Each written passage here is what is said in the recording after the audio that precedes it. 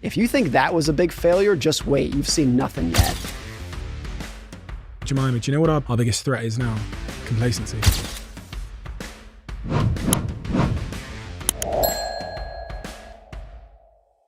You know what this applies as well is I read Amazon's Jeff Bezos, who's the CEO and founder of Amazon, his shareholder letter, where he says, we have to be the best place in the world to fail. We swing for the fences 10 times, and for every 10 swings, 9 of them are in the Amazon graveyard. He's talking there about A9.com, which nobody knows because it failed.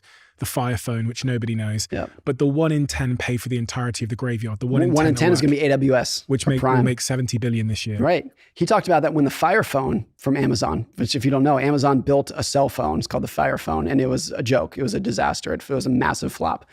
And he was doing like an analyst call. And this analyst talked about like, hey, the Fire Phone flopped. Like, what happened there? And Bezos said, if you think that was a big failure, just wait. You've seen nothing yet.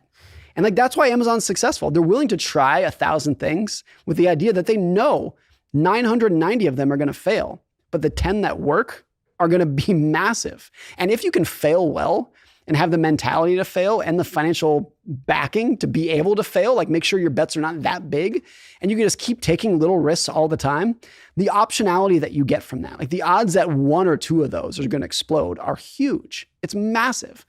I mean, it's no different than how do you win the lottery? You have to buy thousands and thousands or millions of tickets. If you buy billions of tickets, you'll probably win the lottery. It's probably not going to pay off because it doesn't work like that. But it's the same concept. Like if you take enough swings at bat, one of them is going to hit eventually. And this is also a reason why some companies look innovative. They look like they're geniuses, but in fact, their failure rate is massive. There's a story at Netflix several years ago where there was a report to the CEO, and the report was all of the new movies that we've come out that we've produced have been successful. And whoever presented that probably thought, this is great. This is what you want to hear. And the CEO said, that's terrible. That means we're not taking enough risks. If every movie that we release is a hit, we're not taking risks. Like you want your failure rate to be at least that's when you know you're at least trying something new. It's the same like if you're managing a hotel, you don't want every room to be sold out because that means you're not pricing high enough. You know you're doing a good job when you have 10 empty rooms. That's when you know you're pricing the other rooms at a high enough rate. So there's always going to be like some level of what looks like failure that you need. And if you don't have it, you're not taking a big enough risk. Daniel Ek sat here and he said the same thing. He goes, one of the most important metrics that I think about at Spotify is our mistake rate. Yeah. And people will think, okay, so he wants to limit mistakes. Very much the opposite. He wants to make sure that the company maintains that sort of startup mentality and they increase their rate of mistakes. And this brings me to something which I kind of hit me like a truck. In your new book, Same as Ever, which was this idea that we need to keep running. Now, there are areas in my professional life where I've been successful. Podcast is doing well, I think, doing pretty well. And I had a car journey with Jemima, who's through the wall, who you met. And last time we came to LA, I'm in the front seat of the car and I go, Jemima, do you know what our biggest threat is now? Complacency. When people get successful, they play defense to their detriment. They don't play offense as much as they need to keep up with the rate of change in the world. And then a young, scrappy, agile incumbent who has a high risk appetite will take their cheese. Right. And your chapter on Keep Running, there's 2 quotes that I really pulled out. The chapter's called Keep Running. And the 2 quotes that I pulled out were, competitive advantages tend to be short-lived, often because their success plants the seeds of their own decline. One more quote.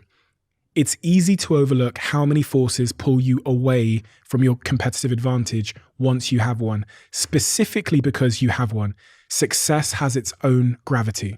That's right. And the biggest source of gravity there is laziness. The reason you're successful is because you work so hard to get to where you were. And now that you feel like you've made it, now that you feel like you're on the top of the mountaintop, you get lazy. And that's so many companies fall for that. So many careers fall for that. There's a great story from Jerry Seinfeld where he said that one of the reasons that he quit the show when it was still going gangbusters is because he could start to sense that what made the show successful was starting to go away. He said, and part of the reason is because he got so famous. When he was not that famous, he could go sit in a coffee shop and watch how people ordered their coffee and make a joke out of it. He was observing how society worked. Once he got very famous, he couldn't do that anymore. He was too famous to go sit in a deli and watch how people ordered their sandwiches. He couldn't do it. So therefore, he didn't have a lot of the source material that he had before.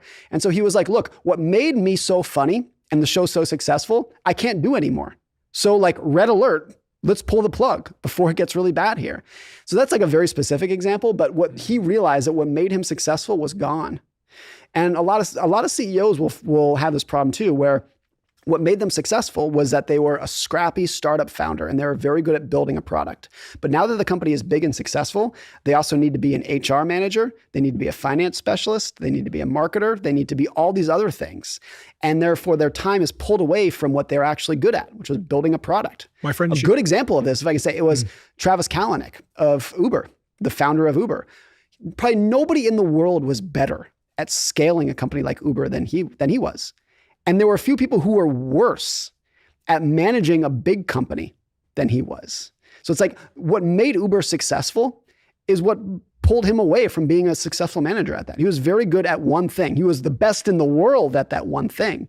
But you shouldn't think that like it's going to last during another phase of the company's life.